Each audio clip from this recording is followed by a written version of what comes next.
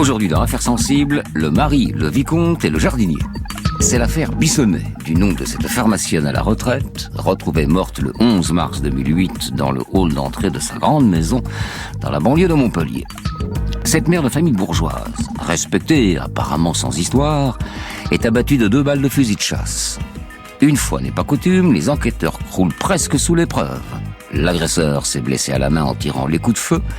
Il est identifié moins de 48 heures après le meurtre et passe aux aveux dans la foulée. Voilà. Une victime, un crime, un coupable, a priori pas de mystère. Et pourtant, cette affaire va se compliquer au moment même où elle semble se résoudre, car le tueur finit par impliquer un aristocrate octogénaire local ainsi que le mari de la victime. Notre invité aujourd'hui, François Barrère, journaliste spécialiste des questions judiciaires au Midi Libre à Montpellier. Il a couvert cette affaire Bissonnet. Affaires sensibles, une émission de France Inter, diffusée en direct. Récit documentaire Juliette Proutot, coordinateur Franck Cognard, réalisation Stéphane Combe. Fabrice Drouel.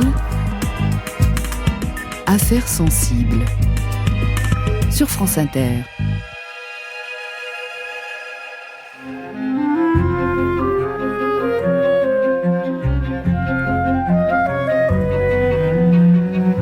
Si l'on compare souvent les tribunaux à des théâtres, jamais le rapprochement n'aura été aussi justifié que dans cette affaire. Tant les 3 protagonistes impliqués dans ce crime ressemblent à des personnages dignes des meilleures pièces de boulevard. Ou des pires. Dans le rôle du tueur, voici Méziane Belkacem, un immigré de 51 ans qui a grandi en Algérie, élevé par ses grands-parents. Il a 20 ans quand il arrive en France. Il ne sait ni lire ni écrire et vit de petits boulots, de temps en temps d'ailleurs, chez les Bissonnet. Son vrai métier, c'est laveur de vitres, mais parce qu'il a débroussaillé 1 ou 2 fois le jardin du couple, la presse l'appelle le jardinier. Pour jouer le complice entre en scène Amaury Darcourt. Cet aristocrate atypique de 83 ans sera le vicomte de notre histoire. Ça tombe bien, Darcourt l'est réellement, vicomte. Ce personnage improbable a été résistant, chercheur d'or, aventurier en Afrique, pour finir par organiser les chasses présidentielles de M. Giscard d'Estaing.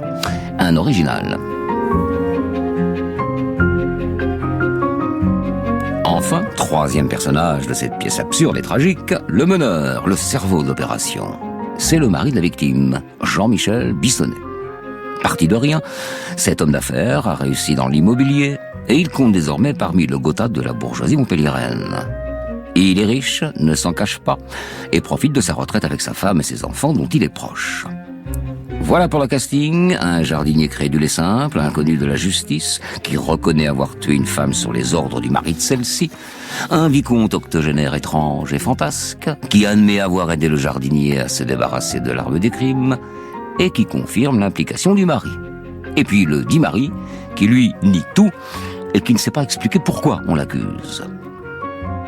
Parce que ces 3 hommes forment une association invraisemblable, ils en éclipsent presque le personnage central de notre histoire. La victime, bien sûr, Bernadette Bissonnet, dont le meurtre, pourtant, bouleverse toute une région. Nous sommes le 11 mars 2008 et l'information est diffusée sur France Inter.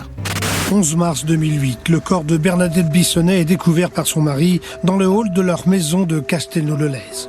Il est près de 22 heures. La femme a été victime de 2 coups de feu, 2 gerbes de plomb qui ont déclenché une importante hémorragie et entraîné sa mort. Jean-Michel Bissonnet conteste toute participation aux faits. Les investigations continuent. Castelnau-le-Lez, banlieue résidentielle qu'au sud et hauteur de Montpellier. La plus belle maison du quartier, c'est celle des Bissonnet. Elle est grande, très grande. Près de 25 pièces, avec une salle de sport, une piscine intérieure, 5 hectares de jardin, le luxe. Et cette villa, c'est la fierté de Jean-Michel Bissonnet. Parce qu'elle représente le cadre idéal pour la retraite du couple, parce que leurs 2 grands-enfants y ont vécu, et surtout, parce qu'elle traduit leur réussite, qui n'est pas que financière, non. Les Bissonnet forment une famille, un couple heureux. Tous leurs amis le disent d'ailleurs.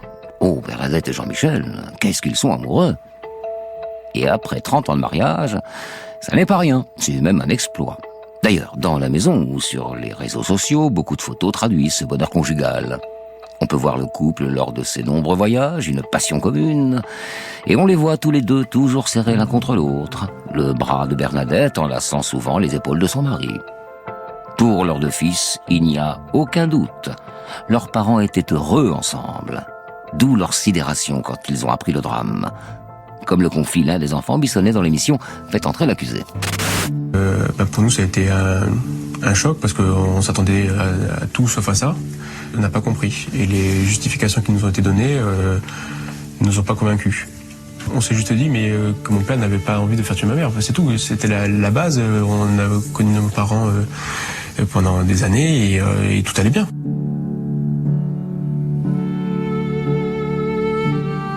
Mais oui, sur le papier, en tout cas, les Bissonnet ont tout pour eux. Une famille unie, un couple amoureux, de l'argent. Et c'est bien dans ce cadre idyllique que le quotidien de Jean-Michel Bissonnet se déroule. Un quotidien fait de petites habitudes, dont certaines sont immuables, comme les réunions hebdomadaires du Rotary. Jean-Michel est le trésorier de ce club sélect réservé à la bourgeoisie locale. Alors, ce mardi 11 mars 2008, comme tous les mardis, il se rend à Montpellier pour dîner avec les autres membres de l'association. Il quitte sa villa aux alentours de 19h30, 19h40.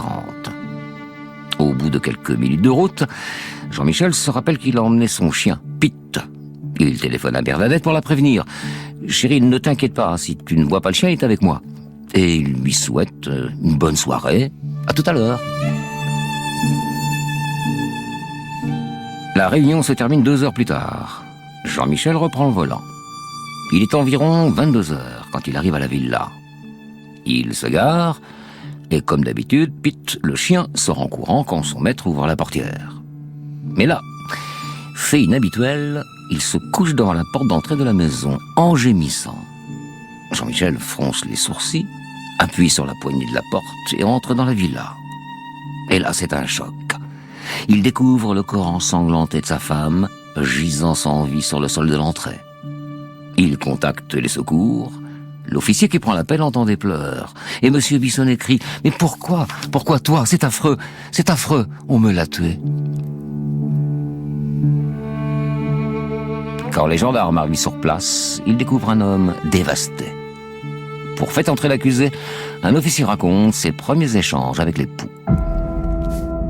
Je lui pose les premières informations pour lui demander effectivement si il avait une idée de la personne qui aurait pu faire ça, si ça avait des ennemis ou autre. À aucun moment il nous désigne de personne, non, il ne sait pas du tout. Il s'aperçoit que le véhicule 4x4 de son épouse, qui est un RAV4, a été dérobé. Et c'est à ce moment-là qu'on fait déclencher en fait le plan épervier pour faire rechercher ce véhicule-là. Lui, il pense effectivement à un cambriolage qui s'est mal déroulé. Pourquoi pas ? Après tout, il s'agit d'un quartier bourgeois et plutôt attractif pour les voleurs. Et puis les Bissonnet se sont déjà fait cambrioler quelques années auparavant. Mais là, quelque chose sonne faux. D'abord, rien ne semble avoir été dérobé. Même les 18 000 € en espèces placés dans le tiroir d'un meuble du salon sont encore là. Au grand bonheur de Jean-Michel d'ailleurs, qui sèche soudainement ses larmes quand il l'apprend.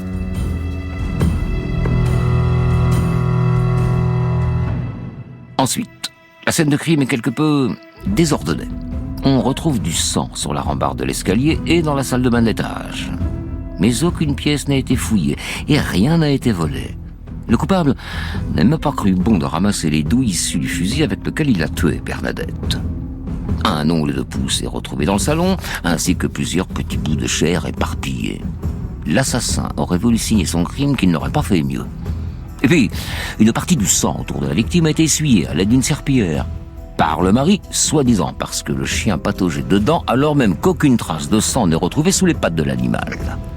Bref, une construction, un récit qui ne semble avoir aucun sens. En tout cas pour le moment.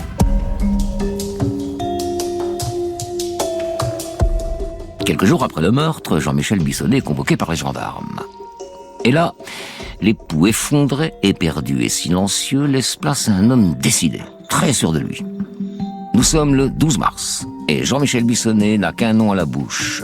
Méziane Belkacem. L'homme qui vient de temps en temps laver les carreaux à la villa et faire le jardin. Il se trouve qu'il est passé le voir le jour de la mort de Bernadette, il s'en souvient maintenant. Et Belkacem est venu lui demander 5 000 € et il a refusé de les lui prêter. Alors il en est sûr, l'assassin de sa femme, c'est lui. Ouais, étrange tout de de même, car s'il était vraiment certain de la culpabilité du jardinier, pourquoi n'a-t-il rien dit aux enquêteurs le soir même du meurtre? Donc, les enquêteurs convoquent Belkacem. Quelques heures à peine après être entré dans la gendarmerie, Belkacem avoue. Et ses confessions sont reprises sur France 3 Midi Atlantique. Le jardinier en garde à vue depuis jeudi matin a avoué, c'est bien lui qui a tué Elisabeth Bissonnet à son domicile de Castelnau-le-Lez le 11 mars dernier. Ce mardi soir, l'homme d'une 50aine d'années s'est rendu chez la pharmacienne à la retraite et l'a abattu de 2 coups de fusil, à bout portant, dans le hall de sa villa. Elle y était seule. Ce familier de la maison savait que l'époux de la victime serait au Rotary Club ce soir-là. Si le jardinier avoue, c'est parce qu'un élément aussi invraisemblable qu'imparable le lie au meurtre. Et ça, les enquêteurs le réalisent à l'instant même où Belkacem passe la porte de la gendarmerie.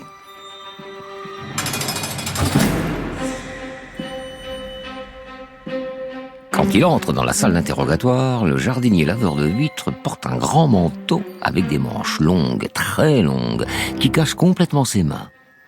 Et alors qu'il fait plutôt bon dans la pièce, l'homme ne se découvre pas.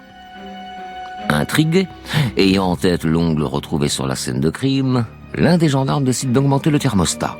Et la température grimpe. Alors le jardinier transpire à grosses gouttes. Les enquêteurs insistent.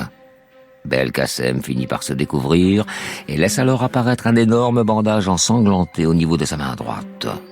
De son pouce, plus exactement. Et il avoue dans la minute, racontant le déroulé de la soirée avec force détail.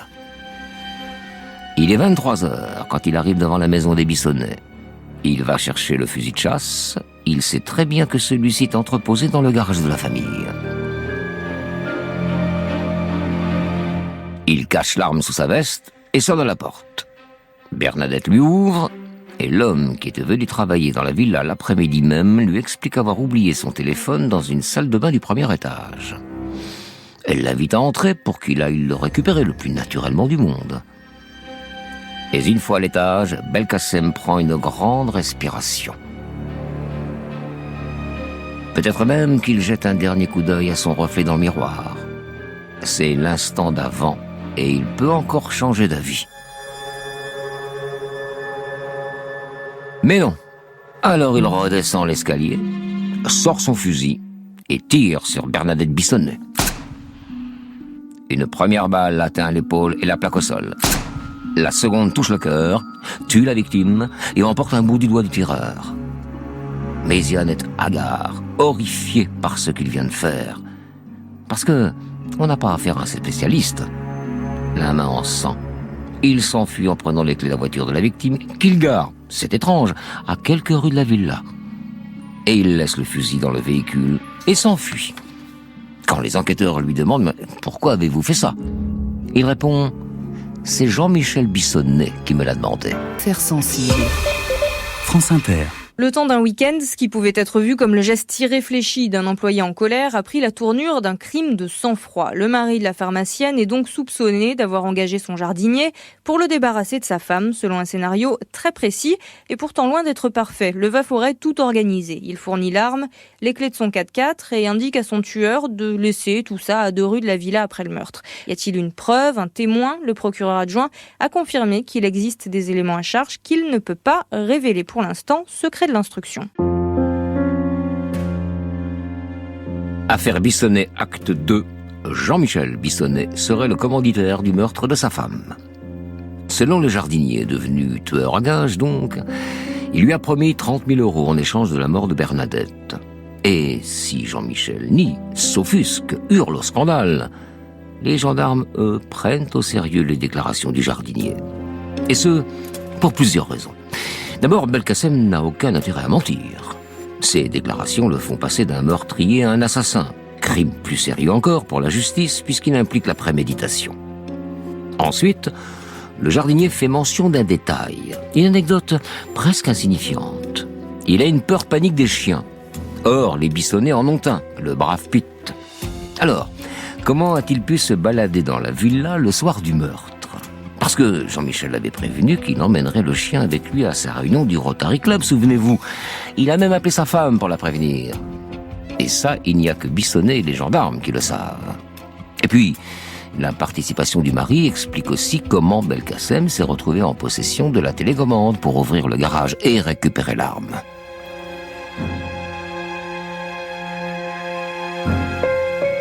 Bien.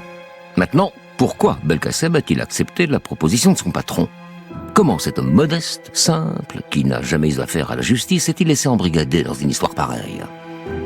Christian Wiener, spécialiste police-justice de France Inter, résume ce que l'on sait de leur relation. Un homme sous influence. Belkacem, fils de harki, travailleur précaire, avait trouvé chez le notable Bissonnet le seul ami qu'il ait jamais eu, dit-il. Bissonnet qui l'a beaucoup aidé, alors qu'à l'époque il se retrouvait à la rue, en pleine rupture avec sa femme, qui l'avait mise à la porte, viré et brivé de ses 4 enfants. Bissonnet, un pied noir originaire d'Oran, c'était un peu le père qu'il n'avait pas eu, lui. Ils se tutoyaient, prenaient ensemble le café le matin lorsqu'il arrivait, parlaient de l'Algérie avant qu'il aille laver les vitres ou tailler les rosiers de la propriété.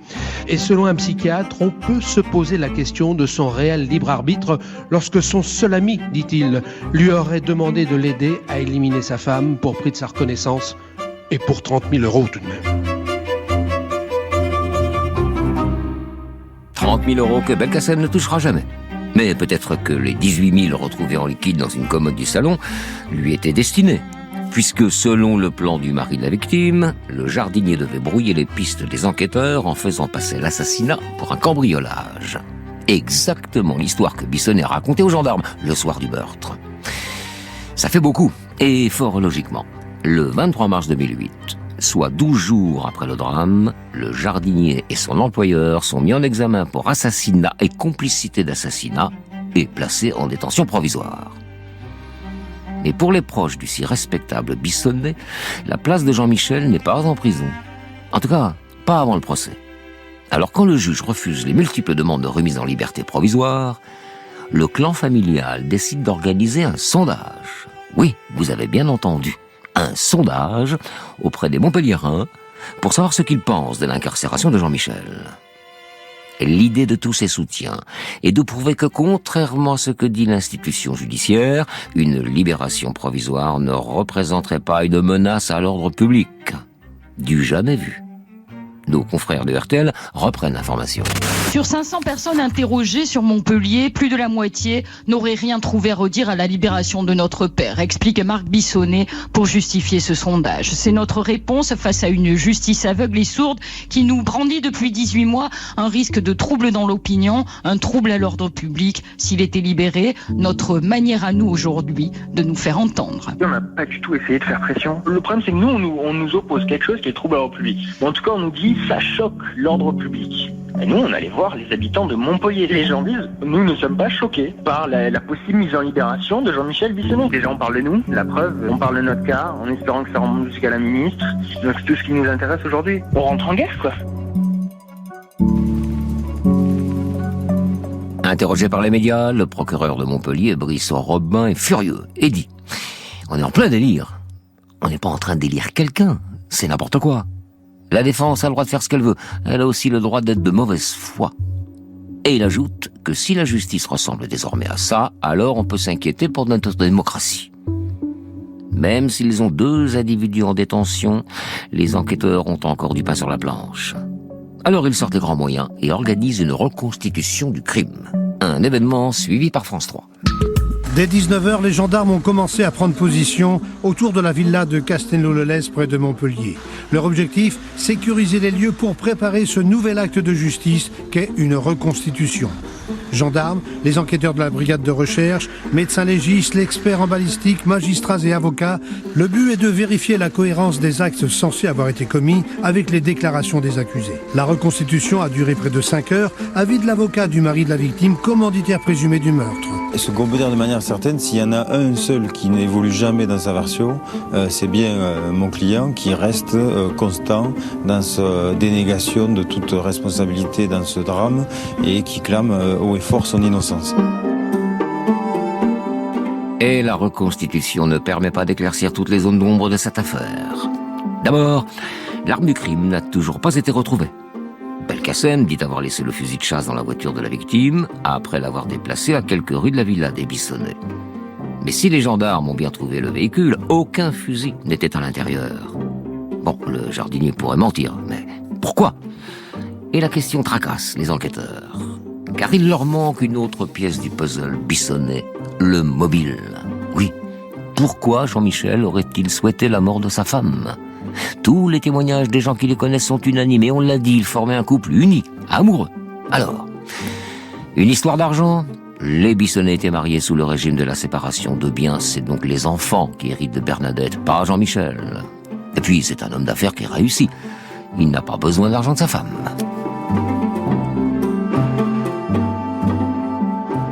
Adultère, pas plus. L'enquête ne révèle ni amant ni maîtresse pour l'un ou l'autre membre du couple. Alors, sans arme du crime et sans mobile, l'équation se complique. D'autant que ce n'est pas fini, car un troisième personnage fait irruption dans cette histoire, venant compléter l'improbable casting de cette tragédie et initier l'acte final, le dénouement de cette affaire. Cet homme s'appelle Amaury d'Harcourt, c'est un aristocrate de 82 ans. Christian Biner le présente sur France Inter. Très vieille noblesse et très vieil accusé. Que vient faire dans cette histoire le vicomte Amaury d'Harcourt ? Il est l'homme qui a caché l'arme du crime. Complicité d'assassinat par amitié, dit-il. Amitié pour Jean-Michel Bissonnet, ami de 40 ans, le fils qu'il n'a pas eu, avec qui il partage la passion de la chasse. Il confie, ça faisait bien 4 ans qu'il me parlait de supprimer sa femme. Je lui avais suggéré, pourquoi ne pas divorcer ? Mais il aurait alors perdu sa maison, à laquelle il tient tant. Et puis je n'ai jamais vraiment pensé qu'il le ferait. Résistant à 18 ans, puis l'Afrique, où il a été tour à tour chercheur d'or, créateur d'une briqueterie, fondateur d'une maison de disques. Il devient conseiller des chasses présidentielles de Chambord pour Giscard, toujours la chasse. Et puis les femmes. La première de ses 3 épouses affirme d'ailleurs « Je n'ai été pour lui qu'un trophée de chasse ».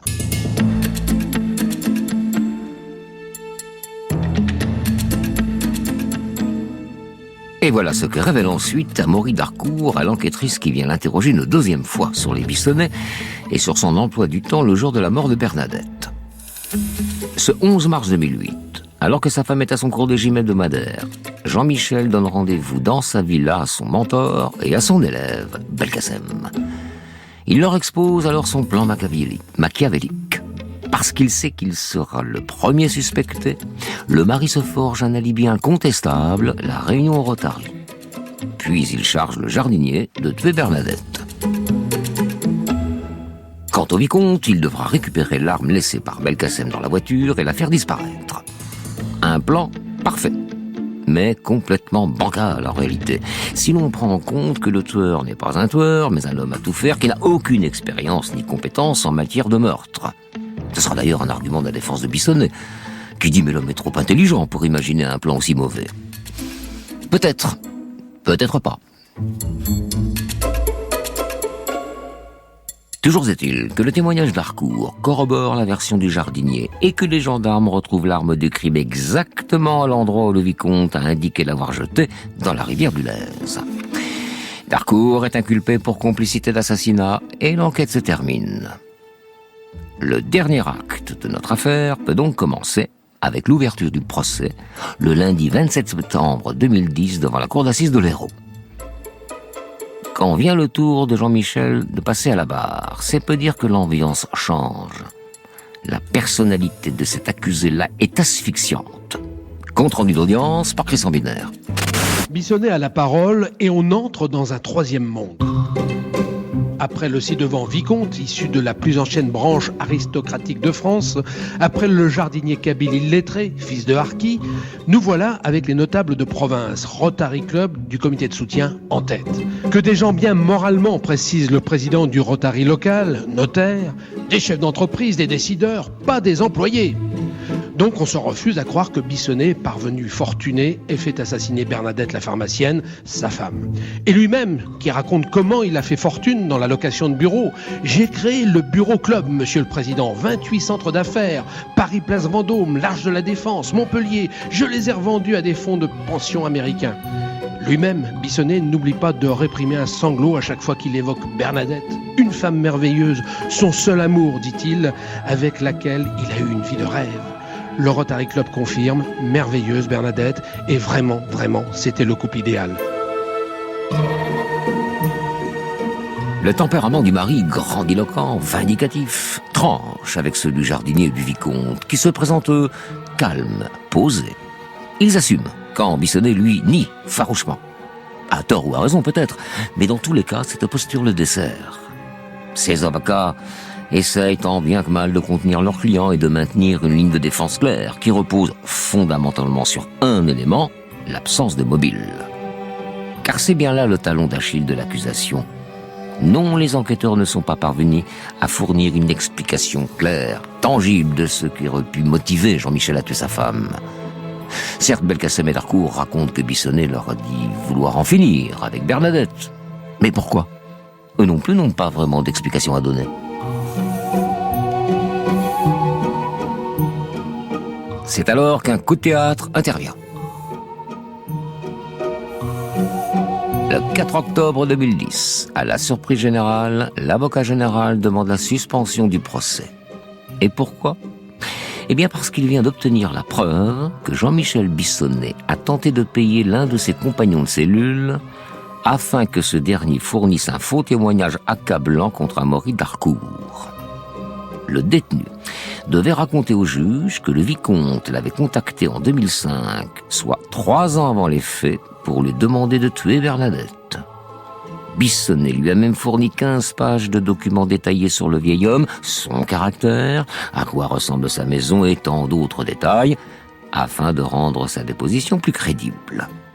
Et cette annonce fait l'effet d'une bombe au tribunal.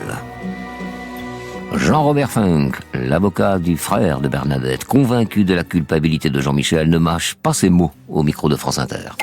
L'homme est dans un déni, point de non-retour sur lequel il ne peut pas revenir. À la limite, ça donne, si vous voulez, un espace une sorte de sursis pour Bissonnet avant d'être scellé sur son sort.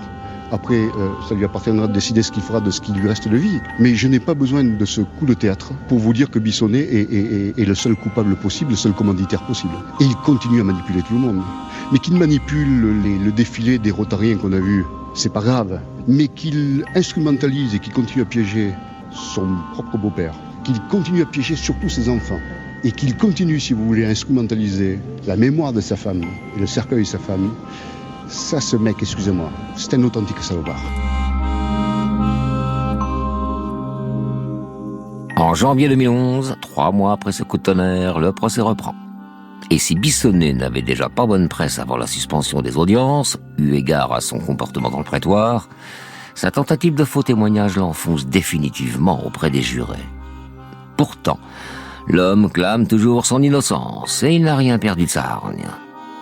En témoigne cet enregistrement réalisé par nos collègues de France 3 dans les couloirs du tribunal au moment de la réouverture du procès.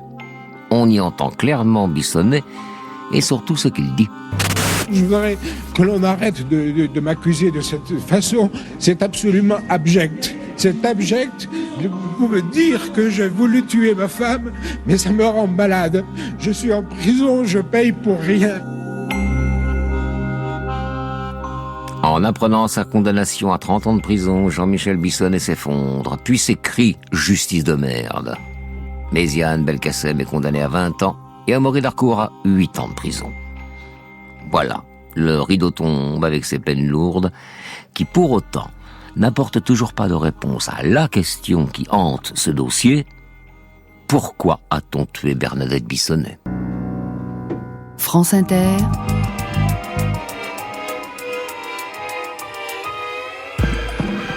Affaires sensibles. Fabrice Drouel. Aujourd'hui, dans Affaires sensibles, l'affaire Bissonnet. Notre invité, François Barrère. Bonjour. Bonjour Fabrice. Vous êtes journaliste spécialiste des questions judiciaires au Midi Libre. Vous nous appelez de Montpellier, ou plutôt c'est nous qui vous appelons. Vous avez couvert toute cette affaire Bissonnet. Alors, puisque c'est un crime sans mobile, il est légitime pour tout à chacun de se demander si vraiment Bissonnet est coupable. Et puis, nous ne sommes pas jurés dans cette affaire, c'est donc sans risque. Quelle est votre conviction intime, vous ? Ma conviction intime, elle rejoint forcément celle des jurés de l'Hérault et de l'Aude qui ont eu du temps pour examiner cette affaire en détail et qui ont rendu à chaque fois une décision qui va dans le même sens, c'est-à-dire qu'ils n'ont pas cru à l'innocence de Jean-Michel Bissonnet. Mais alors cette absence de mobile, elle reste troublante, parce qu'on a beau faire la liste des hypothèses qui auraient pu mener à ce crime, on n'en trouve aucune qui tient vraiment debout. On est face à un crime conjugal, même si c'est pas le mari qui a directement assassiné sa femme. Il est accusé, il a été reconnu coupable d'avoir organisé ce crime. Donc je pense que les raisons de son passage à l'acte sont à chercher dans les relations du couple. Forcément.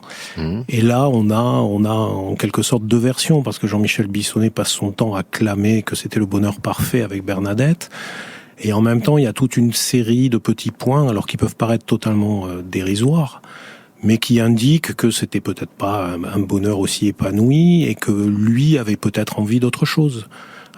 Il était à l'âge de la retraite, et Bernadette, c'était une femme très tonique, très dynamique, qui surveillait sa ligne, qui lui donnait qui l'empêchait peut-être d'aller faire quelques excès avec ses copains au restaurant, qui aimait pas trop cet ami un peu sulfureux à Maury d'Harcourt, là, qui venait régulièrement. Donc il y a des petits détails comme ça qui montrent que Jean-Michel Bissonnet se sentait peut-être quand même un peu prisonnier de ce carcan doré, et qu'il a peut-être décidé de faire disparaître sa femme. On est face à un homme qui a peut-être pas eu le courage d'initier ce qui peut arriver dans des tas de couples. Une séparation, quoi.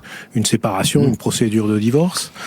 Il a peut-être pas eu le courage, et il faut comprendre aussi que c'est un homme qui est extrêmement attaché au côté matériel, et que sa maison était pour lui sans doute ce qui lui tenait le plus à cœur. On est frappé. Moi, je me rappelle de l'un des avocats qui décrivait le jardin de la maison de Jean-Michel Bissonnet. Ce qui est paradoxal, c'est qu'on parle de Méziane comme le jardinier, mais effectivement, c'était pas Méziane Belkacem, le jardinier des Bissonnet, c'était Jean-Michel Bissonnet, le jardinier. Et l'un des avocats disait, mais ce jardin, c'est à la pince à épiler. Donc il est extrêmement attaché à sa maison. Et s'il avait initié une procédure de divorce, il aurait dû quitter cette maison. Et donc il aurait perdu, et puis il aurait été aussi, il aurait incarné dans toute la famille celui qui déclenche le malheur. Alors que si on vient lui tuer sa femme chez lui, il devient le veuf éploré que tout le monde va soutenir, aimer et encourager. Et donc je pense que c'est dans ces ressorts psychologiques et dans leur relation de couple que se trouve véritablement le mobile du crime. Oui. Très, très certainement, effectivement. Alors, il avait été placé, Bissonnet, sous écoute téléphonique judiciaire, et je crois que lors d'une conversation avec une de ses cousines, il a dit de sa femme, c'était quand même une sacrée emmerdeuse.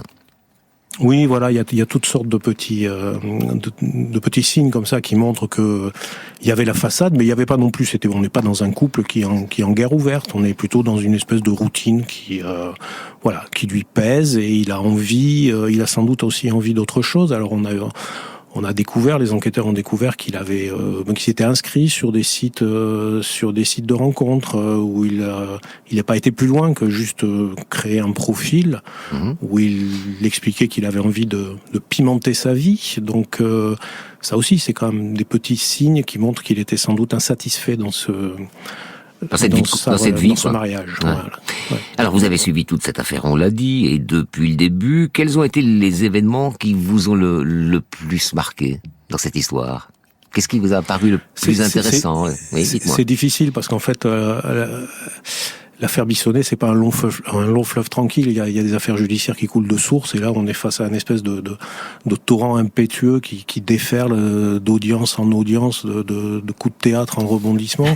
Et le moteur de toute cette effervescence, c'est Jean-Michel Bissonnet avec sa personnalité si particulière. Vous l'avez entendu tout à l'heure, il a des sanglots dans la voix, mais c'est un homme qui d'une fraction de seconde à l'autre peut se mettre à pleurer, et puis se lamenter, et puis ensuite entrer dans une colère noire avec une haine, et se mettre à hurler au complot, le complot des gendarmes, le complot des juges, le complot des journalistes. Donc on est face à une personnalité qui est assez fascinante quand on le voit et quand on l'entend au cours d'un procès, parce que c'est un spectacle permanent. Donc effectivement, il y a toutes sortes de détails, et ce qui est, il y a des tas de détails qui se sont passés en fait en dehors de l'audience aussi, qui dressent un portrait totalement incroyable. Le jour où le jour où il va commander les fleurs pour les obsèques de son épouse, il va dire à la jardinerie où il est, je vais en profiter, tant que je suis là, je vais en profiter pour acheter des arbres pour le jardin. Oui.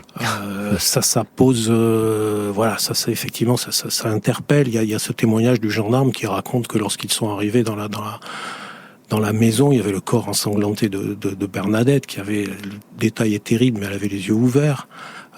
Donc la scène est épouvantable, et donc le gendarme, en quelque sorte par décence, veut prendre à un moment un plaid qui est sur le canapé pour le poser sur le corps de la victime, et Jean-Michel Bissonnet intervient pour dire non, ça sort juste du pressing, on en a eu pour 100 € ou quelque chose comme ça. Donc des réactions qui paraissent absolument ahurissantes et qui forcément mettent la puce à l'oreille. Il y a ce balancement permanent entre la douleur affichée et des préoccupations matérielles extrêmement prosaïques, précises et pas à la hauteur du drame, quoi. C'est absolument.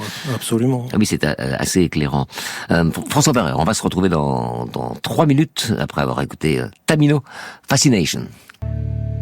François Barrère, dans cette affaire Bissonnet, on a beaucoup parlé ensemble de Bissonnet. Belkacem, on en a parlé dans le récit. Après tout, son profil est assez simple. Donc, je voudrais qu'on s'attarde sur le troisième personnage, Amaury d'Harcourt, dont j'ai lu un portrait dans la presse de vous, je pense, où il est présenté comme un bonhomme plutôt désinvolte, cynique, un jouisseur, amateur de femmes. Enfin, quelqu'un de pas très sérieux, non pas parce qu'il est amateur de femmes, mais pour les autres raisons, qui paraît pas très sérieux. Il est très bizarre. Dites-nous en plus sur lui.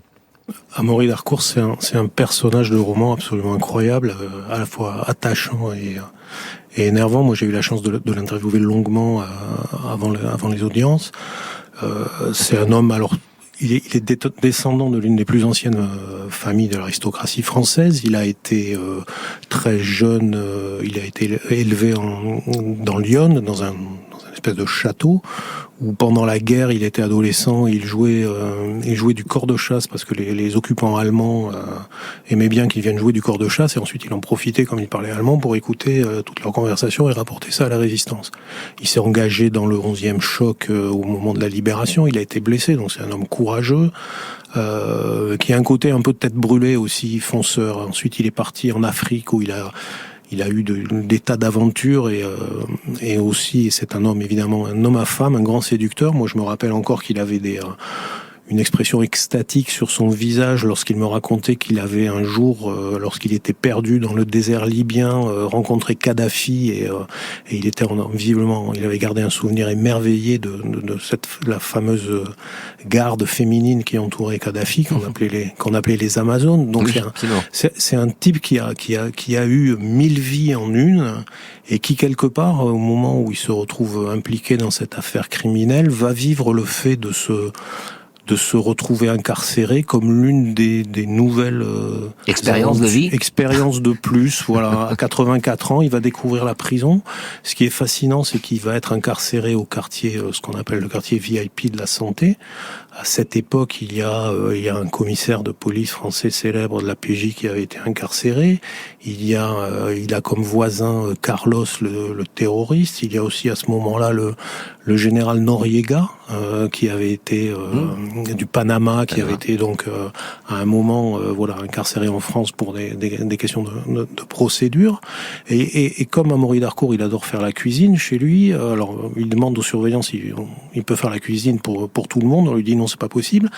Et alors il va leur demander, mais est-ce qu'on peut prendre le thé ensemble? Et alors les surveillants vont dire oui, parce que bon, c'est un quartier où on peut un peu ouvrir les cellules, et donc il faut s'imaginer que voilà, cet aristocrate prenant le thé au quartier VIP de la santé avec le général Noriega et avec Carlos le terroriste, et en train de parler de quoi? Peut-être des femmes de leur vie. Voilà, on est face à un personnage absolument extraordinaire, et qui a aussi une espèce de détachement qui peut être exécrable par rapport notamment à sa participation à ce crime, parce qu'il reste très très au-dessus de tout ça finalement, quoi, sans donner non plus des explications très claires. Il a toujours beaucoup varié sur ce qu'il a fait, ce qu'il n'a pas fait.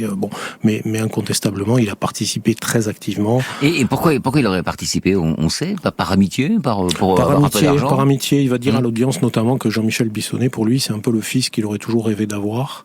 Et donc voilà, il avait un lien très fort entre ces deux hommes malgré leur différence d'âge. Ils s'étaient rencontrés dans les années 70, à l'époque où Amaury d'Harcourt fournissait du gibier donc aux chasses présidentielles, et où Jean-Michel Bissonnet était un jeune homme qui était arrivé et qui travaillait à Paris à cette époque-là.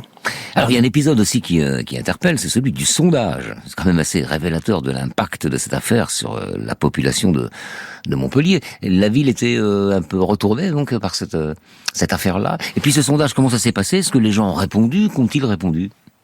Alors le sondage, il faut peut-être en diminuer un peu l'impact. Ça a été un des multiples actes qu'a tenté la défense de Jean-Michel Bissonnet, comme on l'a expliqué dans votre sujet. C'était pour dire, voilà, on nous reproche on nous refuse sa libération parce qu'on nous dit que ça troublerait l'ordre public. Ben, on va demander à l'opinion publique ce qu'elle en pense. Après, c'est un sondage qui a été fait sur un échantillon assez réduit. Je crois qu'il y avait 500 personnes, donc la fiabilité de tout ça est assez limitée. Ça montre quand même ce qui a beaucoup divisé l'opinion publique à Montpellier, je pense, et puis également clivé totalement la justice, c'est que on était face à un homme qui se servait énormément de son argent et de son influence pour essayer de trouver de toutes les manières une façon de s'en sortir, de se sortir du piège dans lequel il s'était lui-même enfermé. Et ça a été vécu comme étant assez odieux par beaucoup de monde aussi à Montpellier, qui se disait mais c'est pas parce que cet homme est riche qu'il a les moyens d'échapper à sa responsabilité pénale et à la justice. Alors, au cœur du procès, il y a eu ce qu'on peut appeler un coup de théâtre, ce faux témoignage du détenu. Quelle réaction ça a provoqué dans le prétoire, cette affaire-là? Alors ça fait partie des grands moments qu'on peut vivre quand on suit des procès. C'est ces moments d'audience où le moindre, ça renvoie au rang d'aimable plaisanterie, le plus grand film hollywoodien, parce il y a une intensité dramatique absolue. Tout d'un coup, vous voyez les avocats généraux qui commencent à distribuer des papiers à tout le monde en disant il faut absolument que vous lisiez ça, le procès peut pas continuer comme ça. Et effectivement, 1 heure après, on se retrouve avec un procès qui s'arrête, des avocats qui disent on peut pas continuer la défense dans ces conditions, tout est renvoyé. Tout ça après des audiences extrêmement lourdes. On était au 5e jour du procès. La veille, l'audience était terminée à minuit, donc tout le monde est épuisé. Et en même temps, on se retrouve avec une espèce de bombe qui explose en pleine audience. C'est absolument incroyable, quoi. Ouais.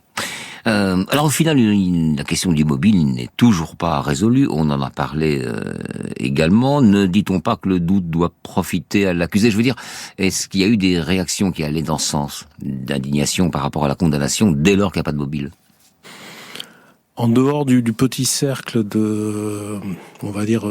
comité de soutien qui s'était créé autour du Rotary, et puis forcément de la famille, parce que pour les enfants de Jean-Michel et de Bernadette Bissonnet, ils sont pris dans un conflit de loyauté absolument terrible. Leur père clame leur innocence, il est en prison, en même temps leur mère a été assassinée. C'est effectivement difficile on comprend que ça soit difficile de se positionner. Moi, après, j'ai pas eu le sentiment que les protestations d'innocence de Jean-Michel Bissonnet aient eu beaucoup plus d'écho que ça dans la population générale, parce que on a quand même toute une série d'indices qui étaient là, et puis ce fait incontournable qui est qu'entre le jardinier et puis le vicomte, ces deux personnes n'avaient jamais eu le moindre lien entre eux, ils n'avaient aucune raison de se rencontrer.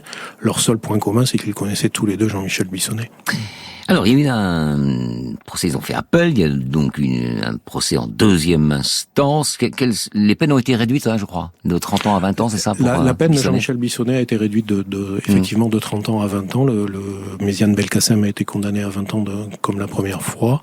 Et Amaury d'Harcourt, qui cette fois-ci comparaissait détenu, puisqu'au premier procès il était libre, a été effectivement à nouveau condamné à 8 ans de réclusion criminelle. Bien. Est-ce que le 2e procès était très différent, le comportement de Bissonnet par exemple, et on finira là-dessus parce qu'il nous reste 1 minute? Il est apparu un peu plus humain, il a été, on va dire, un peu moins odieux, un peu moins exécrable. Et puis il y a eu ce moment étonnant où son avocat Jean-Yves Liénard, alors qu'il défendait l'innocence de son client, a quand même fait une plaidoirie en disant « et si jamais c'était lui ?» et en essayant d'expliquer ce qui avait pu le pousser à commettre ce crime. Et à ce moment-là, Jean-Michel Bissonnet s'est mis à pleurer, et ça a été un moment d'audience très fort. Oui, parce que il était plutôt arrogant jusque-là. Là, il a. Ouais, mais au deuxième procès, il avait un peu baissé la voix quand même. Il y avait une toute petite question, une toute petite réponse. Vous avez couvert plusieurs procès et affaires. Celle-là reste parmi les affaires marquantes que vous avez. Oui, couverte. forcément, ça reste une affaire qui a marqué Montpellier, je pense, de façon définitive. Et la preuve, c'est qu'on en parle encore aujourd'hui, près de 15 ans après. Oui, c'est vrai. Ma foi, c'est aussi notre vocation, nous, de parler des événements passés pour en voir les résonances. Merci à France Bleu Héros de vous avoir accueilli dans ses studios. Merci François Barrère. Au revoir. Merci, au revoir. C'était Affaire sensible aujourd'hui, l'affaire Bissonnet.